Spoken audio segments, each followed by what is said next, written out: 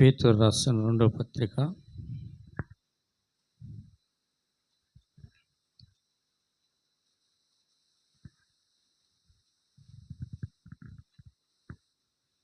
1వ అధ్యాయము 5వ వచనం నుండి 8 వచనాల వరకు దేవుని యొక్క వాక్యాన్ని వ్యక్తులతో చదువుకుందాం. ఆ హేతువు చేతనే మీ మట్టుకు మీరు పూర్ణ జాగ్రత్త గలవారై మీ విశ్వాసమునందు సద్గుణమును, సద్గుణమునందు జ్ఞానమును, జ్ఞానమునందు ఆశా నిగ్రహమును, ఆశా నిగ్రహమునందు జ్ఞానమును సహనమును, సహనమునందు భక్తిని, భక్తి యందు సహోదర ప్రేమను, సహోదర ప్రేమ యందు దయను అమర్చుకొనుడి. ఇవి మీకు కలిగి విస్తరించిన ఎడల అవి మన ప్రభు అయిన క్రీస్తును గూర్చిన అనుభవ జ్ఞాన విషయములో మిమ్ములను సోమరులైనను నిష్ఫలులైనను కాకుండా చేయును. ఆమేన్. చదువుబడిన వాక్యం ప్రభు దీవించి ఆస్వాదించును గాక. దయచేసి కూర్చోవచ్చు.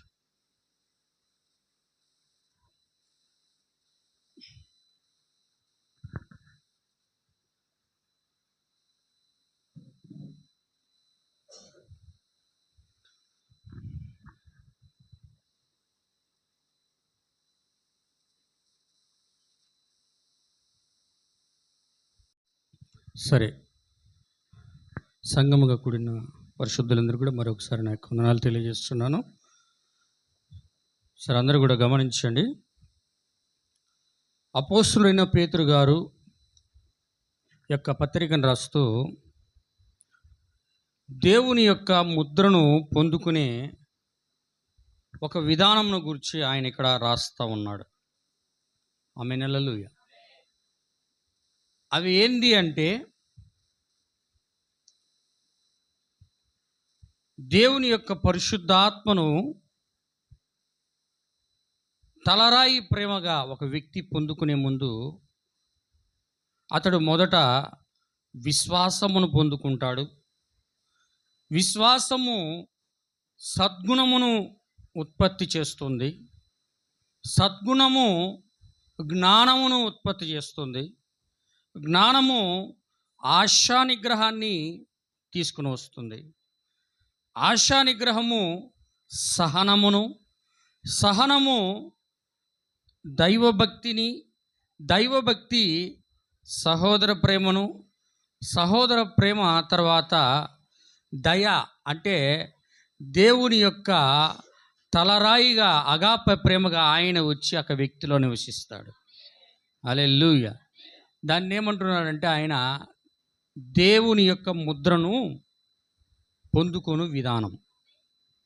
ఆమేన్. ఆమేన్. దేవుని యొక్క ముద్రను పొందుకునే విధానం. ఇప్పుడు అది ఏ విధంగా ఒక విధానంలో ఒక క్రమంలో జరుగుతూ ఉందో, అదేవిధంగా మృగము యొక్క ముద్రను కూడా, లేకపోతే సాతాను యొక్క ముద్రను పొందుకునే విధానం కూడా ఒక క్రమము అని దేవుని యొక్క వాక్యం అంటా ఉంది. హల్లెలూయా. అందుకని సాతాను యొక్క ముద్రను పొందుకునే ముందు ఒక వ్యక్తి మొదట ఏం పొందుకుంటాడు అంటే, ఏం పొందుకుంటాడు? హల్లెలూయా. అందరం వింటున్నారా? వీళ్ళిద్దరూ సంఘంలోనే ఉంటారు, అది గమనించాలి. వీళ్ళిద్దరూ అందరూ దేవుని ముద్ర కలిగిన వాళ్ళు ఉండరు, అందరూ సాతాను ముద్ర కలిగిన వాళ్ళు ఉండరు. అయ్యా, హల్లెలూయా. ఆమేన్. గట్టిగా ఆమేన్. నిద్రపోతున్న వాళ్ళందరూ ఆమేన్. సూపర్. దేవునికి స్తోత్రం. బాగా గమనించు. సంఘము అనబడేది ప్రపంచవ్యాప్తంగా ఉన్నది, సార్వత్రికంగా. కానీ మృగము యొక్క ముద్ర, దేవుని యొక్క ముద్ర పొందుకున్న ఇద్దరు వ్యక్తులు ఎలా పక్క పక్కన ఏదోను తోటలో ఉన్నారో, అదేవిధంగా వీరు కూడా సంఘములోనే ఉంటారు. ఆమేన్. ఒకే ఇంట్లోనే ఏశావు యాకోబు ఎలా ఉన్నారో, ఇస్సాకు ఇష్మాయేలు ఎలా ఉన్నారో, ఆమేన్. ఒకే క్రైస్తవంలోనే వీళ్ళిద్దరు కూడా ఉంటారు. హల్లెలూయా. ఇప్పుడు ఇక్కడ ఏంటంటే మొదట ఇద్దరు పక్క పక్కనే కవలులుగా ఉన్నట్లుగా సంఘములో కూడా ఉంటారు. కానీ దేవుని యొక్క ముద్రను పొందుకునే విధానము అదంతా ముగించబడిన తర్వాత అతడు దేవుని యొక్క ముద్రను పొందుకుంటాడు. మృగము యొక్క ముద్రను పొందుకునే వాళ్ళందరూ కూడా ఒక క్రమములో అది కూడా నడిపించబడి వారు కూడా చివరికి మృగము యొక్క ముద్రను పొందుకుంటారు. హల్లెలూయా. అక్కడ విశ్వాసం అయితే ఇక్కడ అవిశ్వాసం. ఏమండి? అక్కడ విశ్వాసం అయితే ఇక్కడ అవిశ్వాసం. అక్కడ రెండవది సద్గుణం అయితే ఇక్కడ వేషధారణ, కపటమైన ఆలోచన. దేవునికి స్తోత్రం. అక్కడ మూడవది జ్ఞానం అయితే ఇక్కడ కుయుక్తి.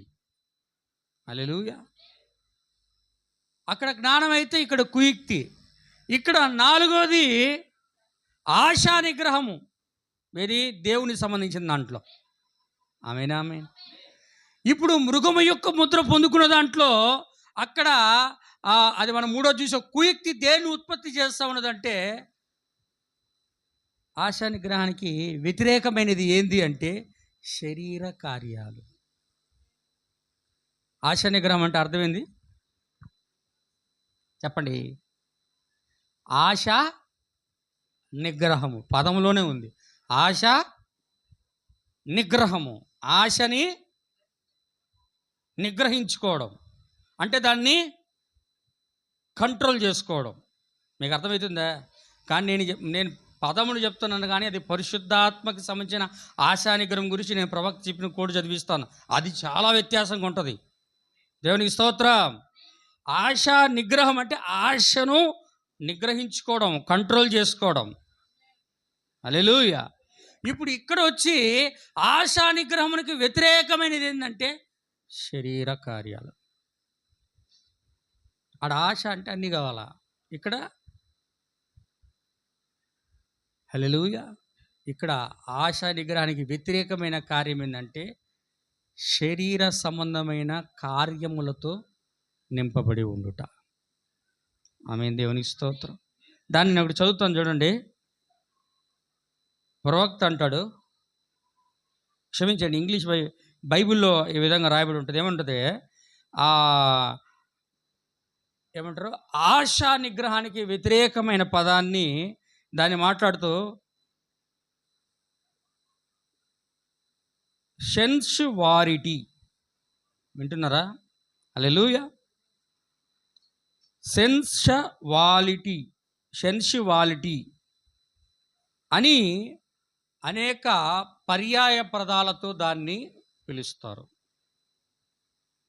దేవునికి స్తోత్రం.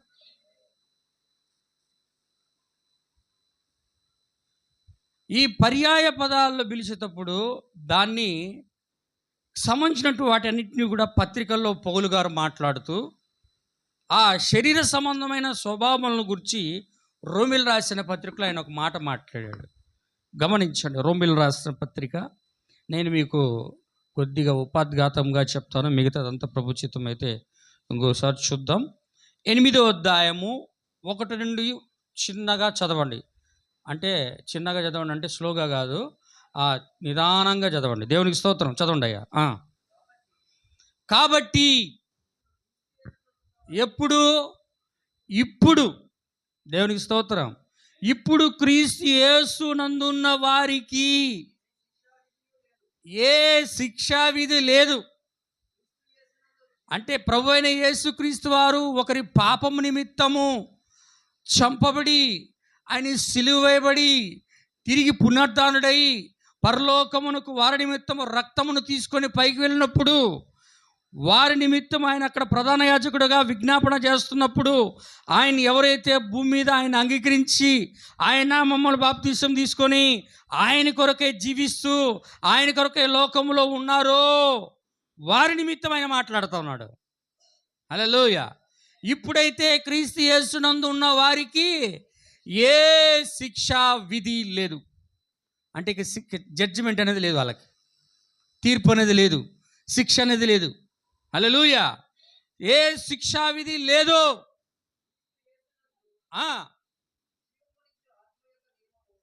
క్రీస్తు యేసునందు జీవాన్ని ఇచ్చే ఆత్మకు ఒక నియమం ఉన్నది. ఆ నియమమునందు పాప మరణముల నియమము నుండి ఆత్మ యొక్క నియమముల యందు పాప మరణముల యొక్క నియమమునందు నన్ను విడిపించాడు. ఎవరు? హల్లెలూయా. అందుకు అర్థమవుతుందా?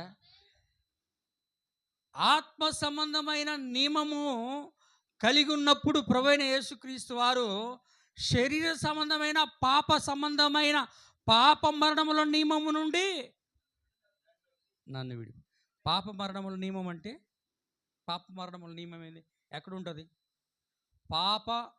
పాపము మరణము అనబడే నియమం ఎక్కడ ఉంటుంది? చెప్పండి. పాప నియమముల మరణము కలిగించే నియమం ఎక్కడ ఉందంటే అది మన శరీరంలోనే. ఎక్కడుందండి? ఎక్కడుంది? చెప్పండి. పాప మరణము నియమం వల్ల మనందరం ఏమవుతున్నాం? ఈ శరీరం రక్తమాంసం శరీరంలో ఉన్నాం మనమందరం. హల్లెలూయా. ఈ రక్తమాంసాల శరీరము పాప మరణముల నియమము దీంట్లో పెట్టబడి ఉన్నది. ఈ పాప మరణముల నియమము నుండి మనం తప్పించబడాలంటే ఆత్మ నియమములోనికి మనం మార్చబడాలా. హల్లెలూయా. అందుకే పాప మరణం నియమము నుండి మనల్ని ఏం చేశాడంట ఆయన?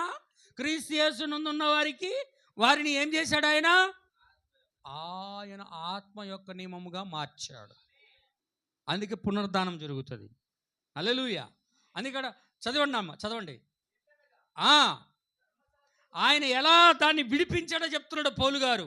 ఆ పాప మరణముల నియమం నుండి ఆయన ఎలా విడిపించాడో చెప్తున్నాడు. ధర్మశాస్త్రం చేసిందా? చెప్పండి. ధర్మశాస్త్రం చేసిందా? ఆ పాప మరణం నియమాన్ని అది తీయలేకపోయింది. పునరుద్ధానాన్ని తీసుకురాలేకపోయింది. మరణము నుండి తప్పించలేకపోయింది. ఆమేన్. అందుకే ఆయన ఏం చేస్తున్నాడు? ఆయన పాప మరణము నియమము నుండి మనల్ని తప్పించడానికి ధర్మశాస్త్రము దేన్ని చేయలేకపోయెను, దాన్ని దేవుడు చేశాడు. మోషే చేయలేదు, ఏలియా చేయలేదు, ప్రవక్తలు చేయలేదు, అపోస్తలులు చేయలేదు. హల్లెలూయా. ఆమేన్. నీవు మాత్రమే అర్హుడవు. ఏమండి? కాబట్టి ప్రభువైన యేసుక్రీస్తు వారే ఆయన దాన్ని మనకు చేసెను. శరీరమును అనుసరించక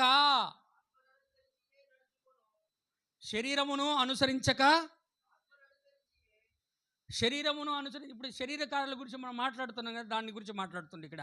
శరీరమును అనుసరించక ఆత్మను అనుసరించి నడుచుకొను మనయందు ధర్మశాస్త్ర సంబంధమైన నీతి విధి నెరవేర్చబడవలనని పాపము యొక్క పరిహారము నిమిత్తము పాపం అనబడే శరీర ఆకార నియమముతో ఆయన పంపించి ఆయన శరీరములో ఆ పాపానికి శిక్ష విధించాడు. ఎవరికి శిక్ష విధించాడు? ఆయన యేసుకు అది శిక్ష విధించింది. పాపం అనబడే శరీరానికి శిక్ష విధించాడు. పాప మరణం అనబడే నియమానికి ఆయన శిక్ష విధించాడు. హల్లెలూయా. దానికి శిక్ష విధించెను. ఇప్పుడు చూడు, శరీరానుసారులు శరీరం విషయముల మీదే మనసు ఉంచుతారు. దేని మీద మనసు ఉంచుతారంటే శరీరానుసారులు శరీర విషయాల మీదే ఆలోచన. ఆత్మానుసారులు ఆత్మానుసారం మీదే మనసు ఉంచుతారు.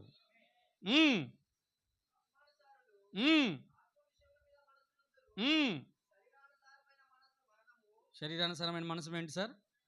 శరీరానుసారమైన మనస్సు మరణము, ఆత్మానుసారమైన మనస్సు జీవమును సమాధానం. ఏంది ఆత్మానుసారమైన మనసు ఏంటి? ఇంకొక చోట దాని గురించి కూడా మాట్లాడాడు ఆయన. పరలోక రాజ్యం ఏందంట?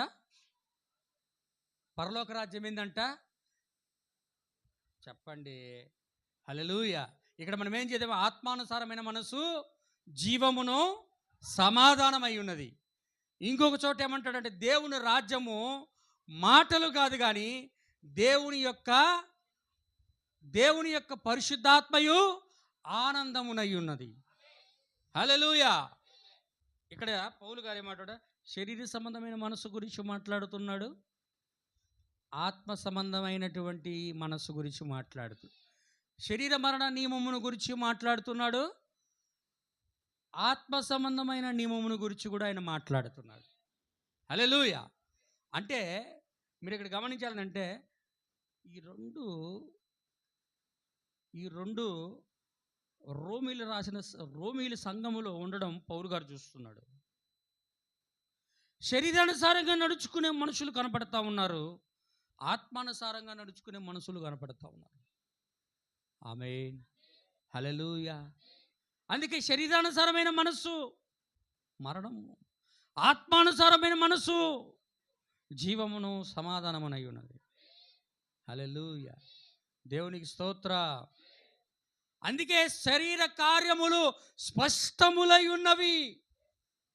చూడు, గలతీయులకు రాసిన పత్రిక, దేవుని నామానికి స్తోత్రం, 5వ అధ్యాయం 19 నుంచి చదవండి అయ్యా.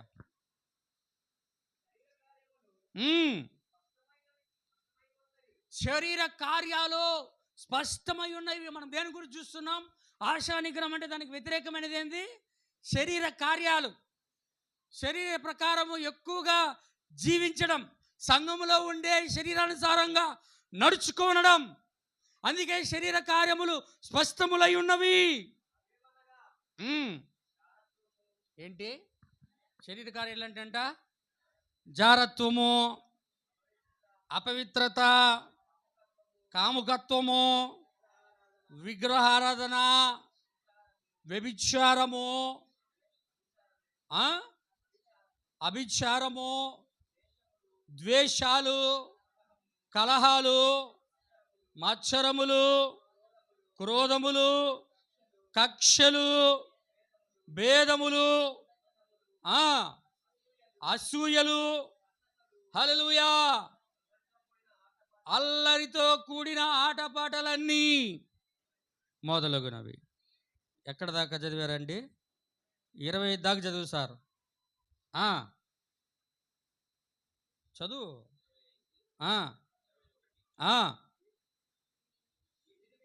వీటిని గూర్చి మునుపు ఒకసారి చెప్పిన ప్రకారము ఇట్టి వాటిని చేయువారు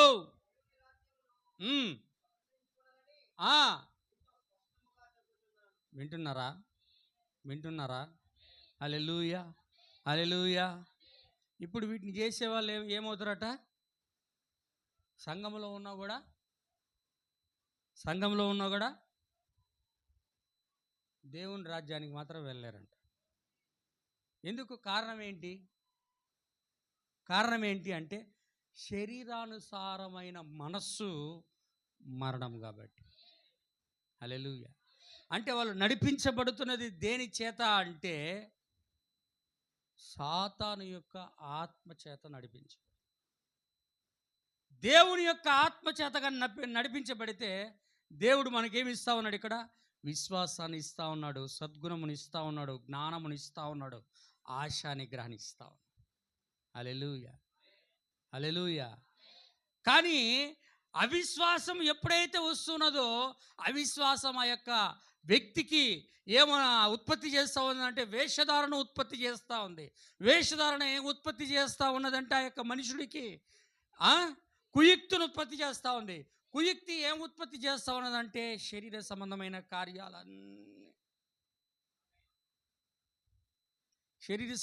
కార్యాలన్నీ ఉత్పత్తి చేస్తాం. దేవుని యొక్క పరిశుద్ధాత్మ ఏమైనదంట? దేవుని యొక్క పరిశుద్ధాత్మ శక్తి ఏమైనదంట? ఆనందమై ఉన్నది. పరిశుద్ధాత్మ యందలి దేవుని కార్యాలయ అందలి ఆనందమై ఉన్నదే. హల్లెలూయా. కానీ దేవుని యొక్క ఆత్మ లేని వ్యక్తి కూడా ఆనందంగా ఉంటాడంట. వింటున్నారా?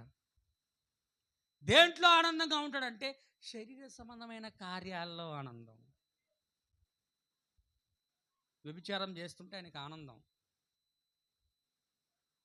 హల్లెలూయా.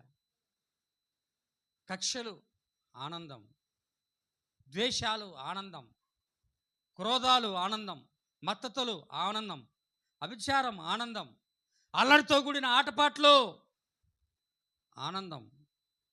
హల్లెలూయా. చూసారా, సాతానుడు దేవుడు ఏ విధంగా ఎటువంటి ప్యాటర్న్లో, ఎటువంటి విధానంలో ఆయన ఒక క్రమంలో వెళ్తా ఉన్నాడో, సాతానుడు కూడా అదే విధానంలో దేవుడిలో ఉన్నట్లుగా చూపిస్తూ అందరినీ కూడా దేవుడిలో ఉన్నామని చెప్పుకుంటున్న వాళ్ళను కూడా ఆ విధమైన విధానంలో వాడు కూడా మృగము యొక్క ముద్ర వైపు నడిపిస్తూ ఉన్నాడు. ఆమేన్. అందుకంటే దేవుడు ఏది చేస్తే వాడు అదే చేస్తాడనమాట. కాపీ కొడతాడు వాడు, అనుకరించువాడాడు. హల్లెలూయా. ఇంకొక చోట చూడు, 13వ అధ్యాయం రోమీయులకు రాసిన పత్రిక, 13వ అధ్యాయం రోమీయులకు రాసిన పత్రిక 13వ వచనం చదవండి దయచేసి. అల్లరితో కూడిన ఏంటండి? అల్లరితో కూడిన ఆటపాటలు ఏం వినపడలేదండి. మత్తయినను కామ విలాసములైనను కలహమైనను మత్సరమైనను పగటి యందు మనము నడుచుకున్నట్లు మర్యాదగా మనం నడుచుకుందాం. పౌలు గారు మనకి దేవుని యొక్క పరిశుద్ధాత్మ ద్వారా మర్యాదతో సంఘములు ఎలా ప్రవర్తించాలా, సంఘములు ఏ విధంగా ఉంటావో అలాగే లోకంలో కూడా మనం ప్రవర్తించాలి. మర్యాదగా మనము నడుచు. మీరు వింటున్నారా? హల్లెలూయా. శరీర కార్యాలంటే ఒక ఎగ్జాంపుల్ చెప్తాడు. పౌలు గారు చెప్పిన ఉదాహరణనే ప్రవక్త గారు కూడా అంటారు. ఏమంటారంటే, ఇజ్రాయిలీలు ఆశించినట్లు మనము కూడా ఆశించక అంటాడు. ఇజ్రాయిలీలు ఈజిప్ట్ దేశంలో నుండి బయటకు వచ్చిన తర్వాత ఆశించారంట. మాకు ఆ మాంసం కావాలి, మాకు నీరు కావాలి, మాకు కీరకాయలు కావాలి, మాకు దోసకాయలు కావాలి, మేము అనుకునేవన్నీ కావాలి. హల్లెలూయా. ఆమేన్. అన్నీ కావాలి, దేవునికి స్తోత్రం అని ఇజ్రాయెల్ ఆశించినట్లు మీరు ఆశించక, ఇజ్రాయేలులో ఆశించినట్లు మీరు ఆశించక. శరీర కార్యాల గురించి మాట్లాడుతూ కామ విలాసములైనను వ్యభిచారమైనను అటువంటి కార్యములు చేయక పగటి వేళ నడుచుకున్నట్లు మీరు కూడా మర్యాదగా నడుచుకున్నారు. హల్లెలూయా. ఇజ్రాయెల్ ఏం చేశారు? బిలాము చూపించగలనే బేల్ పేరు దగ్గర పరిగెత్తిపోయారు, వ్యభిచరించారు. అనేక మంది ఒక్క దినమనే సంహారక దూత చేత నశించిపోయేటట్లు చేశాడు. హల్లెలూయా. దేవుని యొక్క నామానికి మహిమ కలుగునుగా. ఇట్లాంటి కార్యాలు సంఘానికి వచ్చి కూడా సంఘం వెలుపడ చేస్తుంటారంట కొంతమంది. అందుకు అర్థమవుతుందా? ఇట్లాంటి కార్యాలు సంఘానికి వచ్చి సంఘము నుండి వెలుపటికి వెళ్ళిపోయి సంఘం వెలుపటి చేస్తారు, లోపలికి వచ్చి భక్తిగా ఉంటారట. నేను చెప్పడంలా, ఇక్కడ చెప్తున్నాడు ఆయన. ఎవరో పౌలు గారే అంటున్నాడు. దేవునికి స్తోత్రం. యూద రాసిన పత్రికలో కొందరి గురించి మాట్లాడాడట ఆయన. అవునా కాదా? చెప్పండి. యూద రాసిన పత్రికలో చెప్పాడు ఆయన ఆ యొక్క శరీర సంబంధమైన కార్యాల గురించి. యూద రాసిన పత్రిక 1వ అధ్యాయం 4వ వచనం, ఒకే ఒక అధ్యాయం ఉంటుంది, 4వ వచనం చదవయ్యా. ఏలయనగా ఎట్లొచ్చారట సంఘంలోకి? చెప్పండి చెప్పండి చెప్పండి. హల్లెలూయా. రహస్యముగా వచ్చి దూరిపోయారంట. వారు భక్తిహీనులు. సంఘంలో మన దేవుని యొక్క కృపను దుర్వినియోగపరచుచు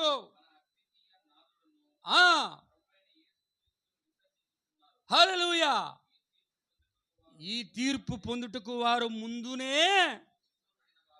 ముందుగానే నిర్ణయించబడిన వాళ్ళు, భూమి మీదకి రాకముందు. హల్లెలూయా, భూమి మీదకి రాకముందే ముందుగా నిర్ణయించబడి ఆ తీర్పు పొందుటకు భూమి మీదకి శరీరాలు వచ్చిన వాళ్ళు. హల్లెలూయా, దేవునికి స్తోత్ర. వీళ్ళు రహస్యంగా వచ్చేసారట.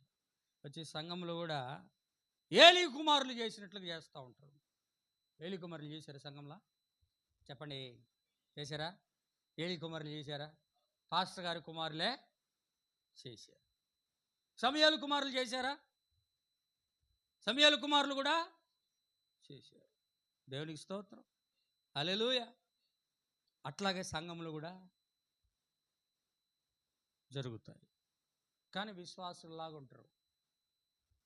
కానీ వాళ్ళు భక్తిహీనులై, అది ఎవరైనా సరే భక్తిహీనులై దేవుని యొక్క కృపను అడ్డం పెట్టుకొని, దేవుడు కృపామయుడు, దయామయుడు, ప్రేమమయుడు, కనికరమయుడు అని దేవుని యొక్క ప్రేమను, కృపను అడ్డం పెట్టుకొని ఏం చేస్తారట సంఘంలో? కామాతురతకు దేవుని యొక్క పేరును దుర్వినియోగపరచుచు హల్లెలూయా, వాళ్ళు ఇంకా చెప్పాల్సిన అవసరంలే. దేవునికి స్తోత్రం. ఇలా నడిపించబడ్డమంతా కూడా మృగము యొక్క ముద్రను పొందుకున్న వైపు ఆ వ్యక్తి నడిపించబడతాం. ఈ శరీర కార్యములు అన్నీ స్పష్టంగా కనబడతా ఉంటాయి. శరీర కార్యాలు ఎవరిలో ఉంటాయి తెలుసా?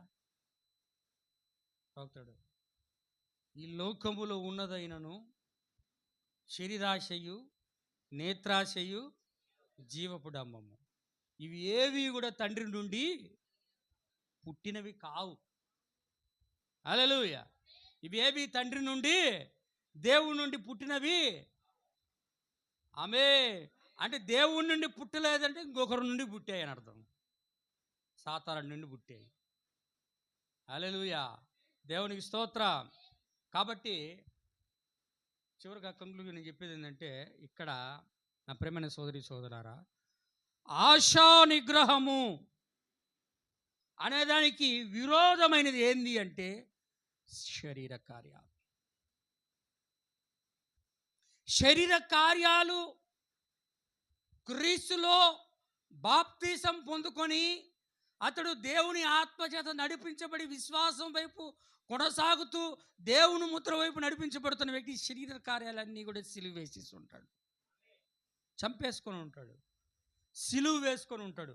ఇవి ఏవి అతని జీవితంలోకి అనుమతించడు, దాని ప్రకారం నడుచుకోడు. హల్లెలూయా. కానీ ఎవరైతే శరీర కార్యాలను చంపివేయబడరో వాళ్ళు సంఘంలోనే ఉండి ఈ విధంగా మృగం యొక్క ముద్ర వైపు నడిపించబడతా ఉంటారు. హల్లెలూయా. ఆశా నిగ్రహం గురించి మాట్లాడుతున్న కోడ్ చెప్తాను, చూడండి. నేను చదివి మీకు మంచిగా దాని గురించి చెప్పడానికి ఇష్టపడుతున్నాను. ఒక పరిపూర్ణ మానవుని యొక్క స్వరూపము. 62 సంవత్సరం 10వ నెల 14వ తేదీ ఎం. ఏమండి?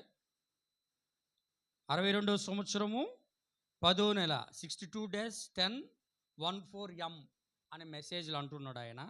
మెసేజ్ హబ్లో అందరు వింటున్నారా? అందరు జాగ్రత్తగా వినాలా. ఆశా నిగ్రహము, ఆశా నిగ్రహం గురించి చెప్తా. ఇప్పుడు ఇప్పుడు దాకా మనం ఏమి విన్నాం? శరీర కార్యములు అంటే ఏమన్నా? ద్వేషాలు, పగలు, కక్షలు, మత్సరములు, వ్యభిచారము, కామ విలాస శాస్త్రాలు, జారత్వము, కోపము, ఇవన్నీ చూసాము కదా. శరీరానుసారమైన మనసుకు సంబంధించినవి అన్నీ కూడా. హల్లెలూయా. పాప నియమానికి సంబంధించినవి అన్నీ కూడా. హల్లెలూయా. పాస్టర్ గారు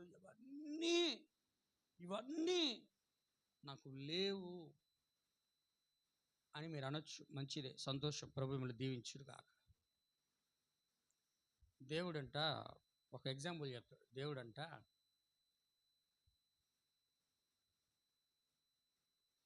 దేవుడు ఎలాంటి వాడంటే 2 రకాలైన విధానాల్లో పనిచేస్తాడు. హల్లెలూయా. 2 రకాలైన విధానాలు ఎలా పనిచేస్తాడంటే, కుమారుడి దగ్గర ఆహారము కుమారుడు తినాలనుకో, ఒక తండ్రి ఏం చేస్తాడంటే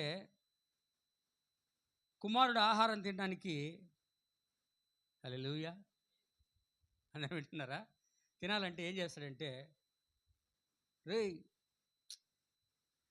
అసలు నువ్వు ఎట్ట తింటావు తెలుసా, నీలాగా ఎవరు తినేవాళ్ళేరా, నువ్వు చాలా గ్రేట్, నువ్వు చాలా గొప్ప అని కొంచెం పొగడంగానే ఆ పొగుడు మాటలకు తినే వ్యక్తి ఏం చేస్తాడు, ఆ మాటలకి, ఆ పొగడతలకి హల్లెలూయా ఏం చేస్తాడంటే, ఓకే డాడీ, సప సర అని తినేస్తాడు.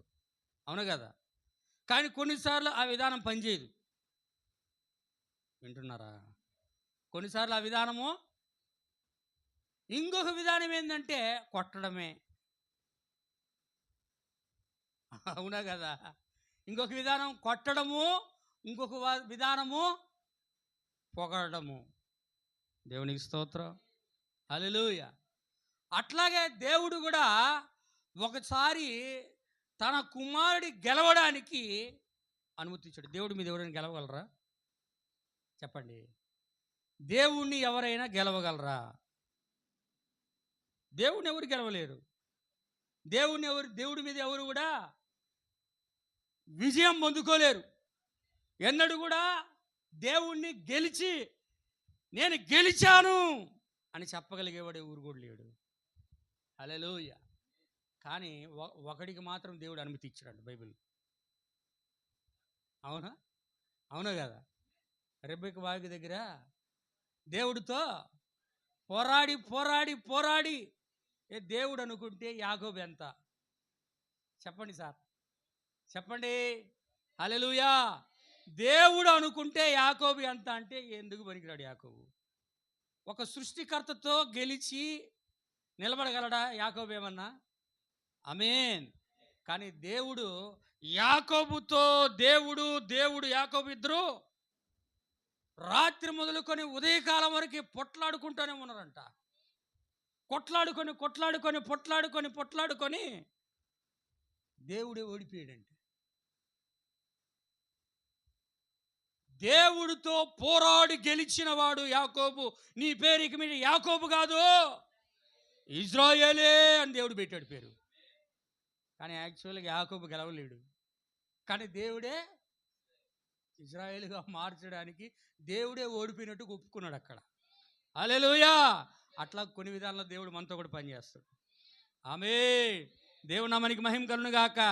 ఇప్పుడు ఇక్కడ చూడండి నా ప్రియమైన సోదరి సోదరులారా, దేవుని యొక్క వర్తమానికుడు ప్రవక్త దాని గురించి మాట్లాడుతూ అంటున్నాడు. ఆయన ఏమంటున్నాడు? ఒక పరిపూర్ణ మానవుని స్వరూపం అనే వర్తమానంలో ఆయన అంటున్నాడు, 89వ పేర మెసేజ్ హబ్లో మొదటి పేర 2వ పేర అంటున్నాడు, ఆశా నిగ్రహం గురించి మాట్లాడుతూ అంటున్నాడు. అందరూ వింటున్నారా? ఆమేన్. చదువుతాను. మేము అన్నీ గెలిచాం పాస్టర్ గారు అంటే, అన్నిట్లో గెలిచిన వాళ్ళు ఒక దాంట్లో ఓడిపోతారంట. ఇది చెప్పాడు ఆయన.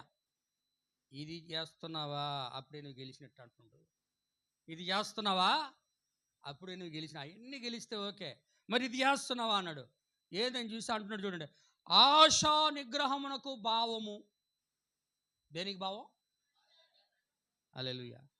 మనమేమనుకున్నాం? ఆశా నిగ్రహం అంటే ఆశను కంట్రోల్ చేసుకోవడం అనుకున్నాం మనం. హల్లెలూయా. కానీ ప్రవక్త అంటున్నాడు, నేను సారాయి తాగుట లేదు అనేది కాదు ఆశా నిగ్రహం అంటే. సారాయి నుండి బాగుపడుట ఆశా నిగ్రహం భావం కాదు. సారాయిని ఆపేయడము, సిగరెట్లు ఆపేయడము, మందు ఆపేయడము, వ్యభిచారం చేయడం ఆపేయడము, దొంగతనం చేయడం ఆపేయడము, అబద్ధాలు చెప్పడం ఆపేయడము. హల్లెలూయా. ఇవన్నీ కూడా ఆశా నిగ్రహము అనడానికి భావం కాదు. అర్థమవుతుందా? కానీ ఇది బైబిల్ యొక్క ఆశా నిగ్రహం. ఏం ఆశా నిగ్రహం అంటే ఇది? పరిశుద్ధాత్మ ఇచ్చే ఆశా నిగ్రహం అది. అవునా? ఏం ఆశా నిగ్రహం అది? లోక సంబంధమైన ఆశా నిగ్రహం కాదు. దేవుని యొక్క పరిశుద్ధాత్మ ఇచ్చే ఆశా నిగ్రహం. ఆమేన్ అంటున్నాడు. ఇది బైబిల్ యొక్క ఆశా నిగ్రహం, పరిశుద్ధాత్మ యొక్క ఆశా నిగ్రహం. హల్లెలూయా. ముందు చెప్పినది శరీర దురాశలలో ఒకటి. ఏది? మనం చెప్పాం కదా, ఆశా నిగ్రహం అంటే మన అది శరీర దురాశలలో ఒకటి. కానీ ఇదొచ్చి, ఈ ఆశా నిగ్రహం వచ్చి ప్రభు అయిన యేసుక్రీస్తు యొక్క ఆశా నిగ్రహం. ఆమేన్. అయితే ఇప్పుడు మనం పరిశుద్ధాత్మ ఆశా నిగ్రహమును గురించి మాట్లాడుచున్నాం. మనం మాట్లాడేది పరిశుద్ధాత్మ యొక్క ఆశా నిగ్రహం. మనం మాట్లాడేది అవునా కదా? ఏది? విశ్వాసము, సద్గుణము, జ్ఞానము, టెంపరెన్స్ అంటే ఆశా నిగ్రహం. అది ఏంది? బైబిల్ యొక్క ఆశా నిగ్రహము. హల్లెలూయా. ఆ ఆశా నిగ్రహం అంటే ఏంది అంటున్నాడంటే ఇక్కడ ఆయన, నాలుకను ఎలా స్వాధీనపరుచుకొనవలను. ఆమేనేనా? హల్లెలూయా. ఏం ఆశా నిగ్రహం అంటే ఇది? నాలుకను ఎలా మన యొక్క కంట్రోల్లో ఉంచుకోవాలి, ఎలా స్వాధీనపరుచుకొనవలను, అది ఆశా నిగ్రహం. ఒక వదురుబోతుగా ఉండుట కాదు. అంటే ఊరికే వాగుతా, ఎగురుతా, కేకలేస్తా, అరుస్తా, ఊరక మాట్లాడుతూ ఉండే అది కాదు ఆశా నిగ్రహం అంటే. హల్లెలూయా. దాన్ని కంట్రోల్ చేసుకోవడమే ఆశా నిగ్రహం. ఏ విధముగానైనా నీ ఆశా నిగ్రహమును స్వాధీనపరుచుకొనవలనని మీకు విరోధముగా మాట్లాడు వారి నుండి ఎగిరిపడి పడ్డం కాదు. మనకు విరోధంగా ఉన్న వారి మీద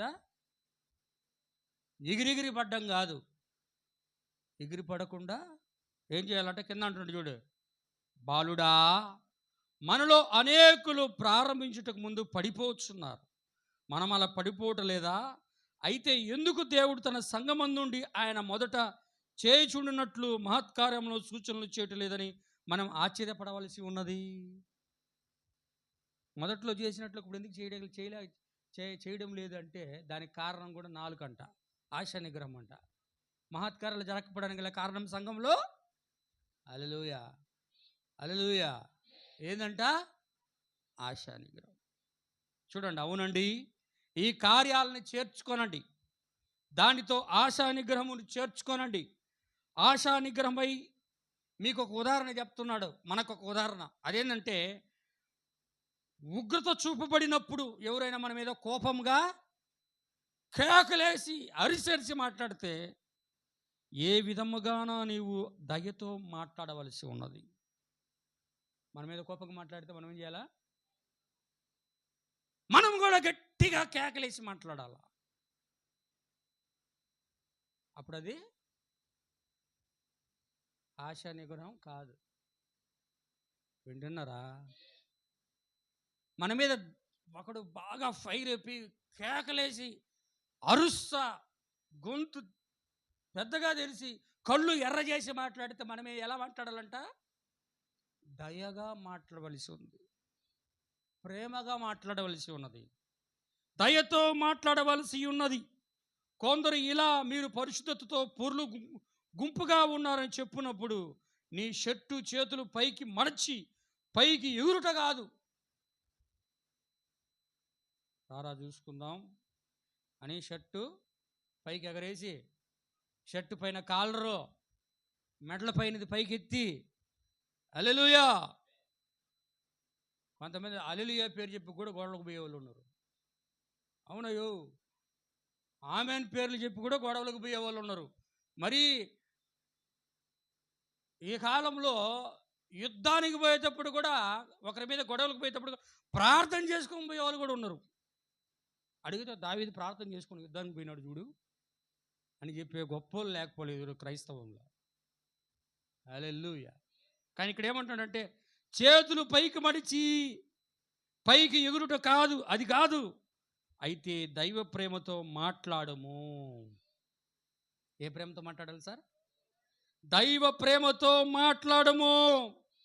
ఆశా నిగ్రహము అనగా దయా. ఏమండి, మీరు ఆ విధంగా ఉండుటకు ఇష్టపడుచున్నారా అని చెప్పి ఉదాహరణకి ఒక మాట అంటున్నాడు. ప్రభువైన యేసుక్రీస్తు వారిని గురించి తీసుకొని మాట్లాడుతున్నాడు. ఏమంటున్నాడంటే చూడండి, సాతానుడు వచ్చాడట కోపంగా యేసు వైపు, కొండ వైపు ఉంటే పరిగెత్తుకుంటూ వచ్చాడు యేసు దగ్గరికి. వచ్చి నీవు దేవుని కుమారుడవైతే ఏ రాళ్ళను రొట్లుగా చేయమన్నాడు. ఆయన అలా చేయొచ్చు, తాను దేవుడని చూపగలడు. ఆయన రాళ్ళను రొట్లుగా చేసి ఆయన దాన్ని నిరూపించుకోగలడు. అయితే ఆయన ఆశా నిగ్రహమును కలిగి ఉండాడు. అవునా? ఆయన ఏం కలిగి ఉన్నాడట? అదే ఆశా నిగ్రహం. అంటే ఈయన కూడా టెంప్ట్ కాలే. హల్లెలూయా. ఆశా నిగ్రహం కలిగి ఉండడం. వారు ఆయనని బయలుచూపు, సమరయుడు, దయ్యం పట్టినవాడు అని పిలిచారు. కానీ మిమ్మల్ని నేను మన్నించుచున్నాను, నేను మిమ్మల్ని క్షమిస్తున్నాను అన్నాడు ఆయన. ఆమేన్.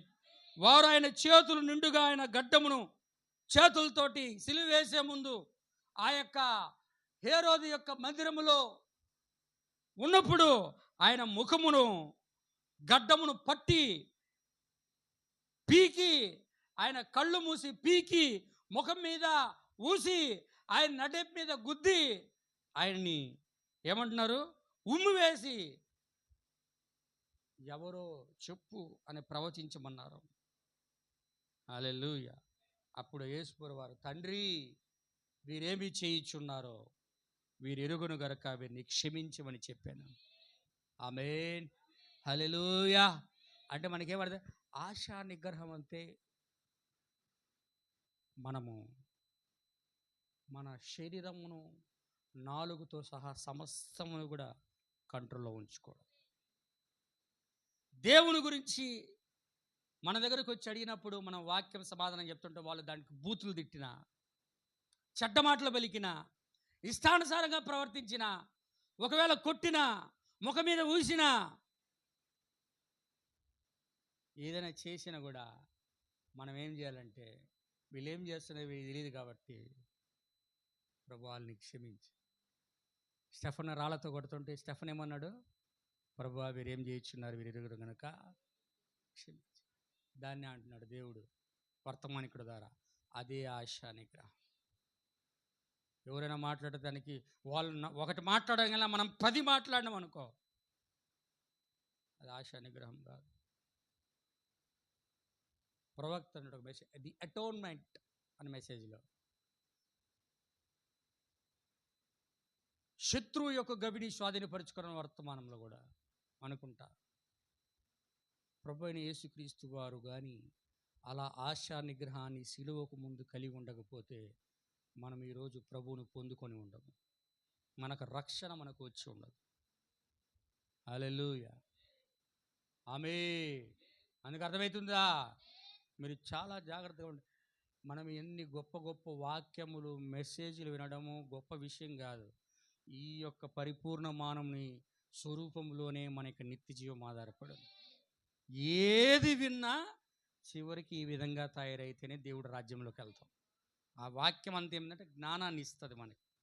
జ్ఞానం ఒక భాగం వాక్యంలో, కానీ ఇదంతా కూడా క్రీస్తు యొక్క స్వరూపం, ప్రతిబింబం. ఇది క్రీస్తు యొక్క పోలిక. ఇది హల్లెలూయా. దేవుని నామానికి మహిమ కలుగును గాక. కాబట్టి నా ప్రియమైన సహోదరి సహోదరులరా, ప్రభు చిత్తమైతే ఇంకోసారి కలుసుకున్నప్పుడు మాట్లాడదాం. ఆశా నిగ్రహం అనేది ప్రతి ఒక్క వ్యక్తి విశ్వాసము, సద్గుణము, జ్ఞానము, తర్వాత ఆశా నిగ్రహాన్ని దేవుడు మనకి ఇచ్చే ముందు ఈ పరీక్షలన్నీ క్రీస్తు ప్రభు అయిన యేసు క్రీస్తు వారికి పెట్టేటకు మనం కూడా పెడితే మనం వీటిలో జయించినప్పుడు మనం ఆశా నిగ్రహాన్ని మనం పొందుకొని నిలబడతాం. ఆయన దాన్ని ఆశా నిగ్రహాన్ని జయించాలంటే అవన్నీ కూడా సాతాను రావాలా, రాళ్ళని రొట్టెలుగా చేసుకోమనాలా, దూకమని చెప్పాలా, గడ్డం పట్టుకొని పీకాలా, కొడాలతో కొట్టాలా? ఏమండి? హల్లెలూయా! ఇవన్నీ చేసినప్పుడు ఆయన ఓర్చుకొని దాన్ని అంతా కూడా జయించి మనకి ఈరోజు ఇటువంటి స్థానాన్ని ఇచ్చారు. హల్లెలూయా! కాబట్టి నా ప్రియమైన సోదరి సహోదరులారా, మనము కూడా క్రీస్తు యొక్క మార్గంలో మనము కూడా నడుచుకున్నట్లయితే, క్రీస్తు వాక్యము దేవుని యొక్క వర్తమానికుడు ద్వారా ఏదైతే వాక్యమును మనకు తెలియజేశాడో ఆ వాక్యమును మనం జీవించినట్లయితే ప్రభువు మనకు కూడా ఆశా నిగ్రహాన్ని మన జీవితాల్లో ప్రసాదిస్తాడు. ఆమేన్. చెప్పబడిన వర్తమానం ప్రభు దీవించి ఆశీర్వదించును గాక. షాలోమ్. ప్రార్థన చేసుకుందాం.